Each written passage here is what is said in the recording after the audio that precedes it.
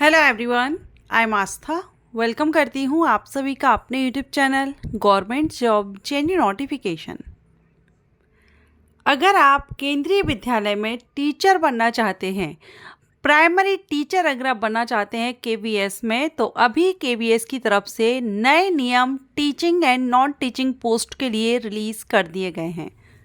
Teaching post में आपकी PGT, TGT, primary teacher, primary music teacher and other भी रहेंगी।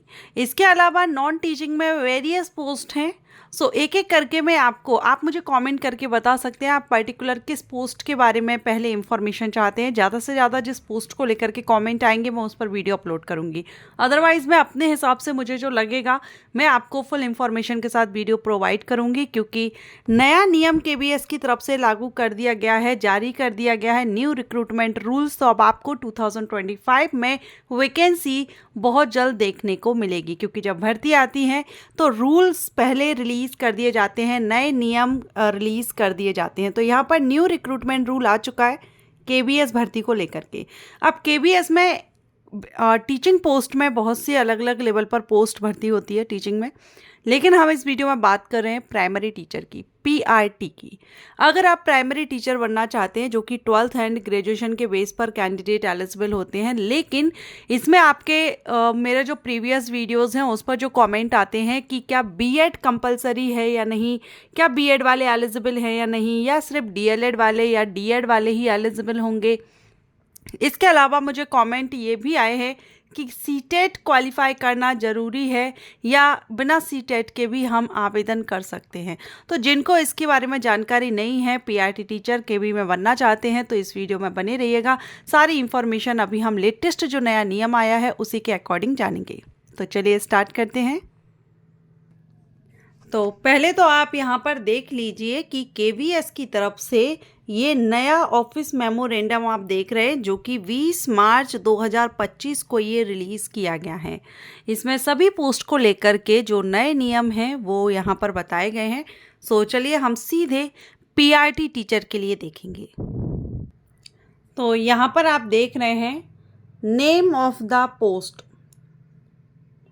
Primary teacher, number of post. तो यहाँ पर अगर हम केवी में पीआरटी की टोटल पोस्ट देखें तो 16,182 हैं, विच इज़ सब्जेक्ट टू एक minute depend on world lot. Means यहाँ पर अभी ये टोटल वैकेंसी नहीं हम कह सकते इनको, टोटल पोस्ट केवीएस में पीआरटी के लिए है। एंड क्लासिफिकेशन की बात करें तो ये यहाँ पर ग्रुप बी की है।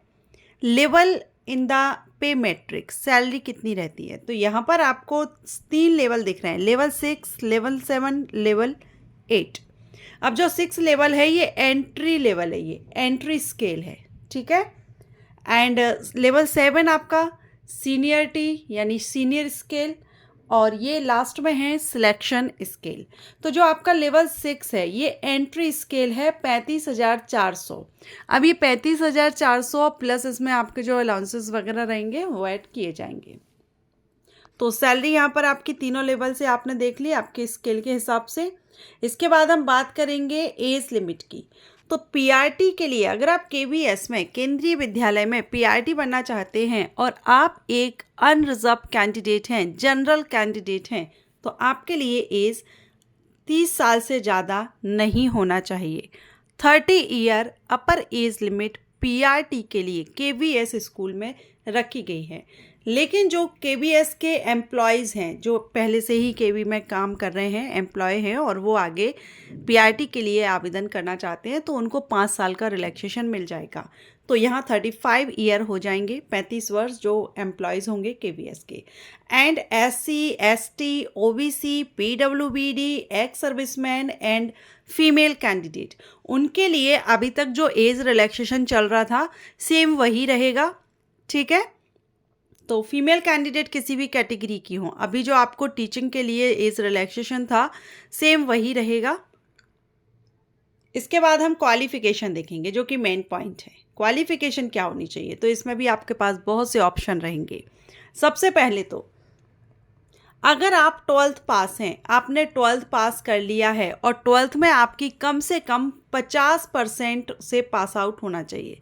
50% 50% से आपने 12th पास किया हुआ हो एंड 12th के साथ में 2 ईयर का डिप्लोमा एलिमेंट्री एजुकेशन डीएड अगर आपने किया हुआ है या आपने अदर स्टेट अलग अलग स्टेट में डीएड को अलग अलग नाम से जाना जाता है। तो जो डिप्लोमा लेवल का एलिमेंट्री एजुकेशन कोर्स रहता है वो आपके राज्य में किस नाम से जाना जाता है वो आपको पता होगा।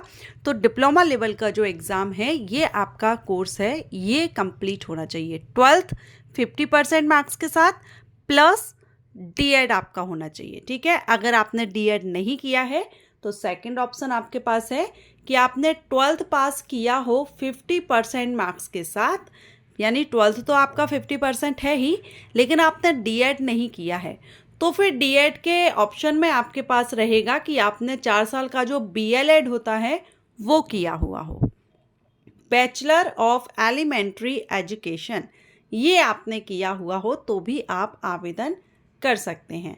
अगर आपने ये भी क्वालिफिकेशन आपके पास नहीं है तो फिर थर्ड ऑप्शन आपके पास है कि सीनियर सेकेंडरी तो आपके पास कंप्लीट होना ही चाहिए 50% मार्क्स के साथ, लेकिन डीएड और बीएलएड की जगह पर अगर आपने 2 year diploma in education special education जो कि आरसीआई से हो तो भी आप इसमें आवेदन कर सकते हैं प्राइमरी टीचर के लिए।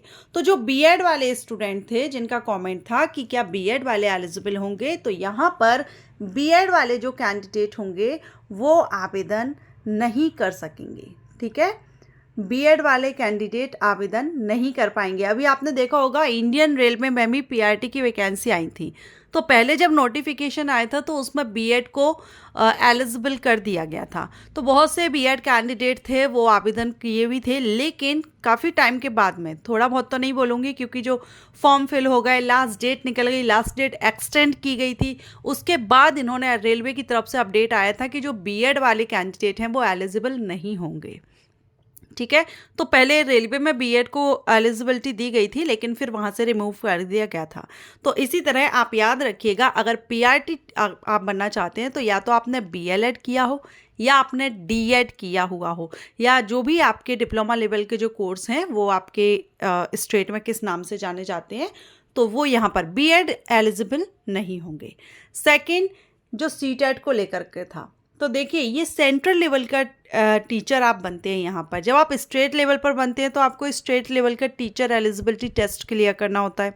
अब जब आप सेंट्रल लेवल के टीचर बनने जा रहे हैं तो ऑब्वियसली आपको सेंट्रल टीचर एलिजिबिलिटी टेस्ट को क्वालिफाई करना जरूरी रहेगा।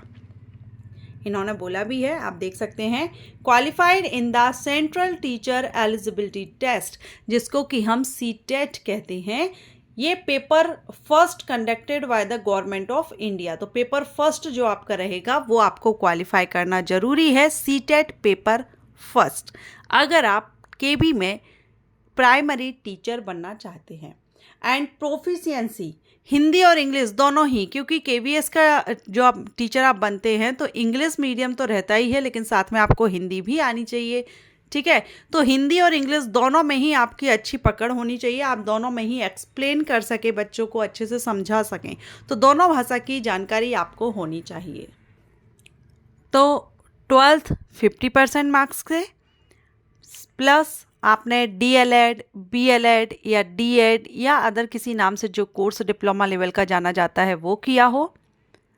Third, CTET paper first qualify होना चाहिए। ओके, एंड कंप्यूटर की नॉलेज अगर आपको है तो ये अच्छी बात है, डिज़ायरेबल में रखी गई है। हिंदी और इंग्लिश दोनों ही भाषाओं की आपको जानकारी होनी चाहिए।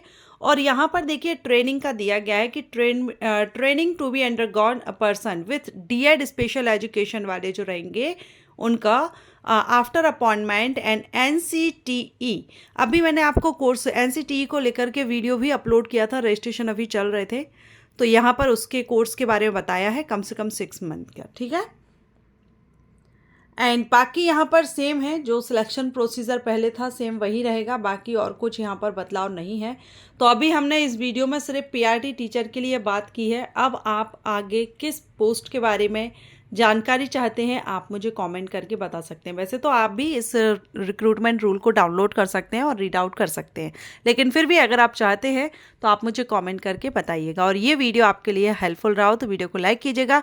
एंड जैसे ही वैकेंसीज आएंगी मैं वीडियो अपलोड करूँगी, क्योंकि मैं अपने चैनल पर job vacancies, job profiles, courses, entrance exams, इन चारों टॉपिक से रिलेटेड वीडियोस आपको अपलोड करती हूँ। तो इनमें से कोई भी अगर आपकी नीड है तो उसके लिए आपको चैनल को सब्सक्राइब करना होगा एंड वेल आइकन को जब आप प्रेस करेंगे तो उसके ऑल ऑप्शन को प्रेस कीजिएगा, क्योंकि ऑल ऑप्शन को प्रेस करेंगे तो कोई भी वीडियो, जब भी मैं अपना एजुकेशनल वीडियो अपलोड करूँगी तो आपको सभी वीडियोज़ के नोटिफिकेशन मिल सकेंगे।